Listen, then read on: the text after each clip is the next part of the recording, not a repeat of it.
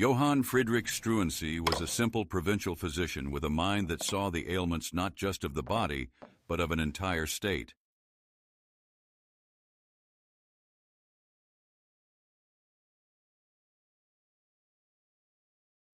He was an embodiment of the Enlightenment, believing in the power of reason to reshape the world.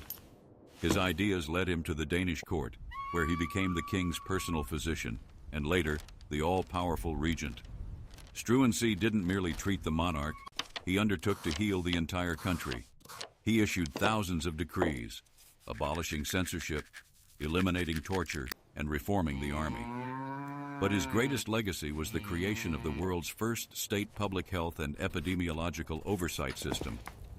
He became not just a reformer, but an architect of a new reality, centuries ahead of his time. However, power and progress rarely forgive those who dare to move too quickly. Struensee was executed, and his ideas seemingly buried. This story is not just the tragedy of one man. It is a mirror reflecting the myth of scientific discovery. We tend to think that breakthrough ideas arrive as a flash of genius, an epiphany. This is a lie. More often than not, they are born in struggle, in chaos, in blood. And this is precisely what happened with the idea of hygiene. Disease was everywhere. In dusty cities, in dirty villages, on battlefields. Death walked hand in hand with life.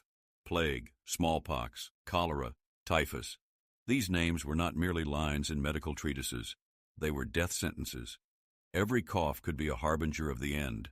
Every wound, no matter how minor, could lead to putrefaction and demise. People died by the thousands, not understanding what was killing them. They lived in unsanitary conditions that seem unthinkable today. Medicine? It was a realm of dogma, not knowledge. Physicians, if they could even be called that, relied on the works of Galen and Hippocrates, written a millennium and a half before their time. Bloodletting was a panacea for all ailments. Emetics and purgatives supposedly cleansed the body of mythical bad humors. When it came to wounds, they were cauterized with red-hot iron or doused with boiling oil. Pus was considered a laudable sign of recovery, not a signal of deadly infection. Sterilization did not exist. Surgeons did not wash their hands, moving from one patient to another, spreading diseases through hospitals that were more breeding grounds for contagion than places of healing. No one connected dirt with disease. No one understood how microbes were transmitted. The very idea of invisible killers seemed absurd. People believed in miasmas, foul exhalations from the soil and decomposing bodies. They prayed, but they did not wash their hands. They built opulent palaces, but no sewage systems. This was a world where every touch could be fatal, and the air, poison. A world where human life was worth no more than one's resistance to unseen forces of which they knew nothing. It was into this world, where the air was poison and a touch a death sentence, that Johann Friedrich Struensee stepped. He was no noble dignitary, but the son of a pastor from Halle, a city where the Enlightenment was already taking deep root. There, at the university, Struensee studied medicine. He read ancient authors but also absorbed new ideas that spoke of observation, experience, and reason as the primary tools of knowledge. His path began not at court, but in the grimy streets of Altona, a small town in Holstein. There, at the age of 22, he took on the humble position of town physician. It was here, in hospital wards and the homes of the poor, that he confronted a reality that defied all treatises. Every day he saw people dying, thousands, from diseases that, according to books, should have been treatable. He saw how bloodletting debilitated and cauterization disfigured. He saw pus-filled wounds devour flesh, while doctors merely shrugged, speaking of bad humors. This was not just observation. It was a daily, agonizing experience that shattered his faith in dogma. He could not accept it. He could not reconcile himself with the fact that medicine meant to save merely stood by helplessly, observing a parade of death. Struensee was different. He didn't just read books. He saw people. He didn't just treat symptoms. He sought causes. His mind, nurtured by Enlightenment ideals, could not tolerate the notion that ignorance killed more than the disease itself. He began to record, analyze, and compare. He saw patterns where others saw only ill fate. This was not a flash of genius. It was a slow, persistent intellectual effort, bolstered by bitter experience. It was within these hospital walls, in this daily struggle against helplessness, that his main idea was born, an idea that would change not only medicine, but also the very concept of the state and its role in every person's life. This idea was not an abstraction. It demanded immediate action. In the filthy wards of Altona, Struensee daily faced the same scene: bleeding wounds, pus-filled abscesses, and the impotence of traditional medicine. Cauterization with red-hot iron and boiling oil offered no salvation. They disfigured, inflicted unbearable pain, but did not stop gangrene. Moreover, they often merely intensified suffering. One day, during another operation, when the supply of boiling oil ran out and the red-hot iron cooled, Struensee made a decision. It was risky and unproven. He abandoned the barbaric methods. Instead, he took clean cloths, soaked them in ordinary but boiled water, and began to meticulously clean the wound, again and again. Then, he applied a fresh, clean dressing. He instructed his assistants to wash their hands before every touch of a patient. A few days later, the result was astonishing. The wound did not fester. The inflammation subsided. The patient, condemned to death, began to recover. This was no coincidence. Struensee repeated his method. He insisted on clean instruments, on clean bandages. He compelled everyone entering the ward to observe the strictest hygiene. And each time the result was the same. Mortality in Altona Hospital plummeted. This was the first tangible proof of his hypothesis. Disease originated not from miasmas, but from filth. The invisible killers, of which he was yet unaware, were transmitted through unwashed hands, dirty instruments, contaminated linen. He didn't know about microbes yet, but he already saw their traces. He saw how cleanliness saved lives. This was not just a new medical practice. It was a fundamental discovery. It showed that one could not only treat, but also prevent. One could not just observe the parade of death, but effectively combat it. And this fight required no mystical incantations or ancient dogmas, but simple logical actions based on observation and experience. It was the first visible triumph of reason over age-old ignorance, and it opened Struensee's path to a far grander idea. If cleanliness saved lives in one hospital ward, why not save the lives of an entire city? Why not make it a state obligation? Johann Struensee did not stop at a single success. He saw that a single case was not proof, but merely a spark. To ignite a flame, a system was needed. He transformed his intuition into a scientific method. Every patient became a data source for him. He kept detailed records, symptoms, procedures applied, bodily reactions, outcomes. This was not merely a doctor's diary. It was an empirical database upon which he built his conclusions. He compared results and identified patterns. If traditional methods resulted in 90% mortality, and his in 10%, that was an undeniable fact. He didn't just treat. He systematically proved the superiority of cleanliness. His mind worked like a machine. He took nothing on faith. Every failure, every complication, even when using his own methods, became a new question. Why did a patient, whose wound was meticulously cleaned, still die? What was missed? He sought answers, unafraid to admit his mistakes. Perhaps the water wasn't hot enough. Perhaps the dressing wasn't clean enough.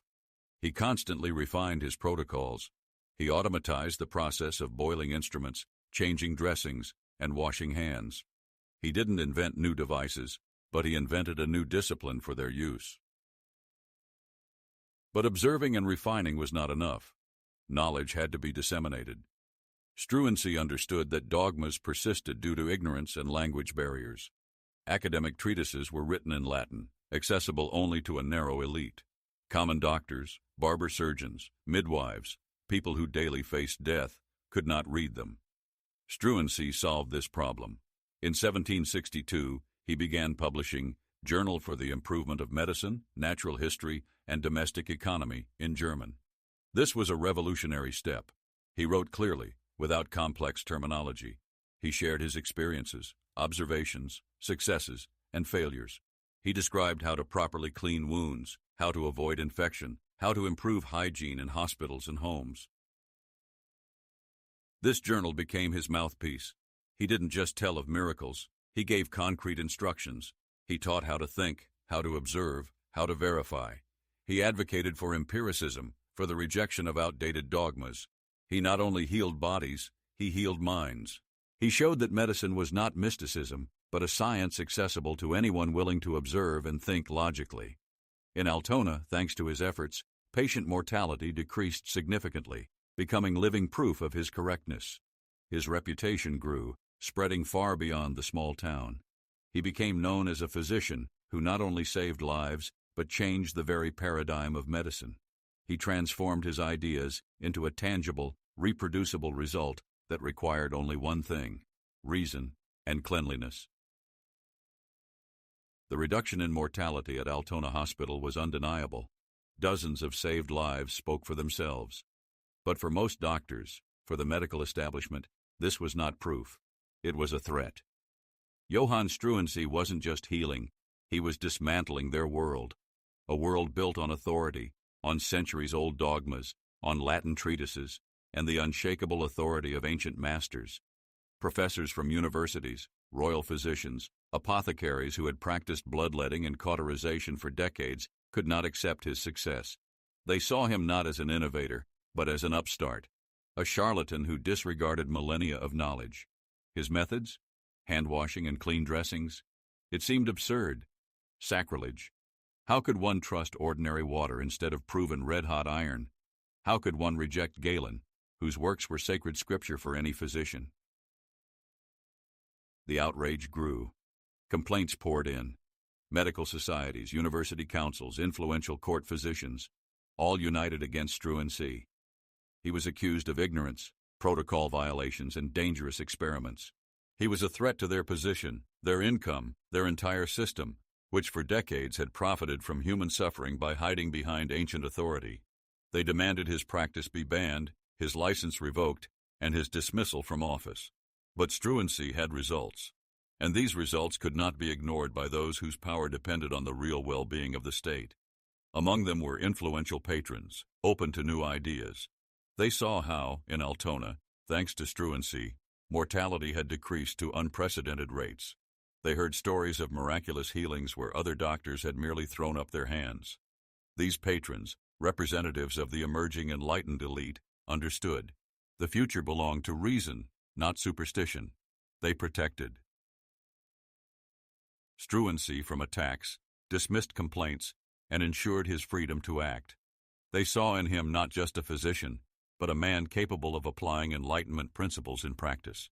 They understood that his success in Altona was not just a medical breakthrough, it was a model for an entire state. And this model required protection from those who clung to the past. Complaints multiplied. The protection of influential patrons could not last forever. A formal inquiry was required. It took place in the summer of 1763. The Royal Medical College, a bastion of old dogmas and centuries-old traditions, convened a special session. This was not a trial, but an examination, far more severe than any university one. The hall was full. Doctors in heavy wigs, professors in embroidered coats, whose names had adorned medical treatises for decades, sat with arms crossed. Their faces expressed arrogance and the anticipation of swift retribution. They were ready to unleash the full weight of their scholarship and centuries of authority upon the provincial upstart. Johann Struensee entered without a trace of fear. He did not beg for mercy. He did not make excuses. He brought not the books of Galen but other volumes. Heavy folders, tightly bound with twine. Inside, thousands of handwritten pages. Detailed patient histories. Records of every wound, every operation, every outcome. Meticulous data on mortality in his Altona Hospital. He stood before them. He did not oratorize. He did not resort to rhetoric. He spoke a language that could not be refuted, the language of numbers.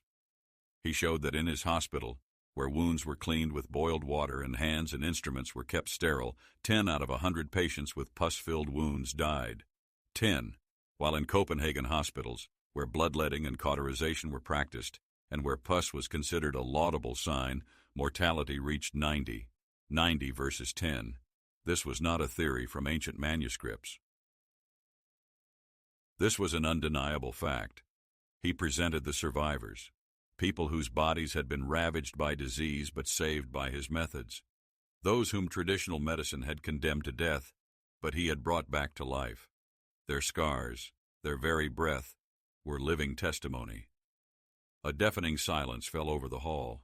The old guard's arguments, built on authority rather than results, collapsed. They could cite Galen, Hippocrates, millennia of dogmas, but they could not argue with living people, saved from certain death. The medical college, albeit reluctantly, was forced to acknowledge his correctness. It could not deny the obvious. The numbers spoke for themselves. It was a devastating victory. The upstart from Altona, the provincial doctor, became a new luminary. His name, once spoken with contempt, now resonated with respect.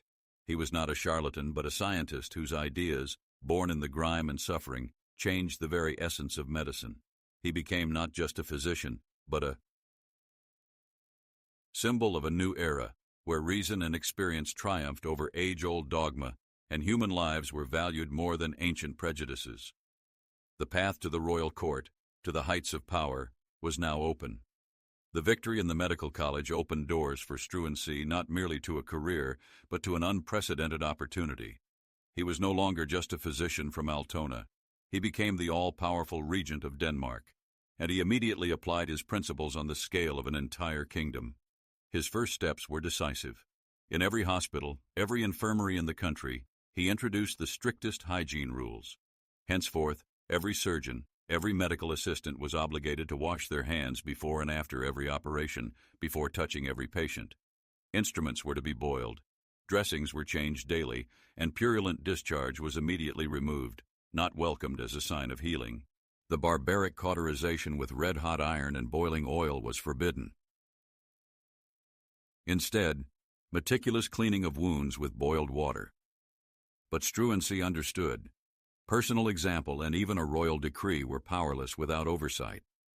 He created what the world had not yet known, the state public health and epidemiological oversight. This was not just a commission, but a powerful state body. Its inspectors, possessing almost unlimited powers, regularly visited hospitals, barracks, and even prisons. They checked compliance with sanitary standards, water quality, and the condition of sewage systems. Their reports landed on Struensee's desk.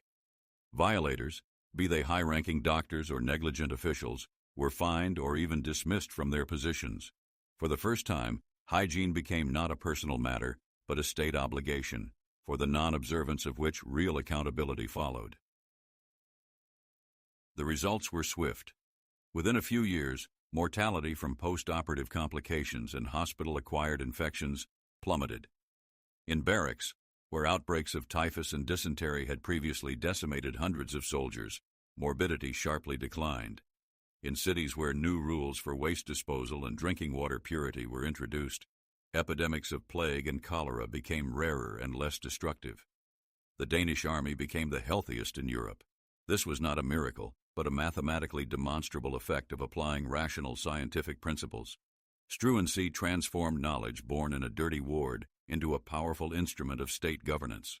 He showed that the health of a nation was not a matter of luck or divine grace, but the result of concrete actions, backed by law and control. He laid the foundation for the modern healthcare system, establishing the principles of preventive medicine, where the state takes responsibility for the well-being of its citizens. This was his true legacy, but for this foundation, Johann Struensee paid with his life. He was executed. His name was tarnished. His decrees were revoked. It seemed the triumph of reason was temporary. But ideas, born in the grime of hospitals and honed in struggle, cannot be killed. They took root. Cleanliness triumphed. And today, when we wash our hands, when we vaccinate children, when the state cares for our health, we see the shadows of Struensee. His story is not just the tragedy of a genius. It is an eternal